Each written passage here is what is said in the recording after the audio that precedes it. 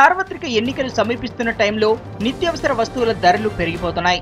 చుక్కలనంటుతున్న రేట్లతో సామాన్య మధ్యతరగతి ప్రజలు బెంబేలెత్తిపోతున్నారు. బియ్యం, కందిపప్పు, పెసరపప్పు ధరలు బగ్గుమంటున్నాయి. ఎండుమిర్చి, చింతపండు ధరలు కొండెక్కాయి.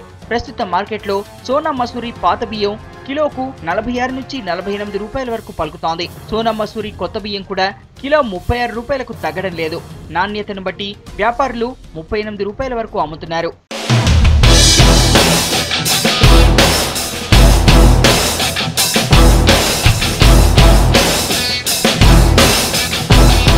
బియ్యం ధరలు అలా ఉంటే పప్పుల రేట్లు దిగిరానంటున్నాయి. కందిపప్పు కిలో 60 రూపాయల నుంచి 90 రూపాయలకు చేరింది. వేరుశనగ 75 రూపాయల నుంచి 130కి పెరిగింది. ఎండుమిర్చి మరింత ఘాటెక్కి 120 పలుకుతోంది. మిగతా పప్పుల రేట్లు గతంలో ఉన్న వాటికంటే 20% వరకు పెరిగాయి.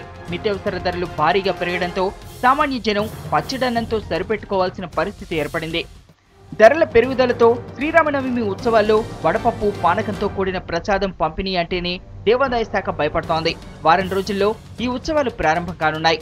బెల్లం, పెసరపప్పు ధరలు భారీగా పెరగడంతో ఉత్సవాలపై నిర్వాహకులు ఆందోళన చెందుతున్నారు. ప్రసాద పంపిణీ తడిసి మోపెడవుతుందంటున్నారు.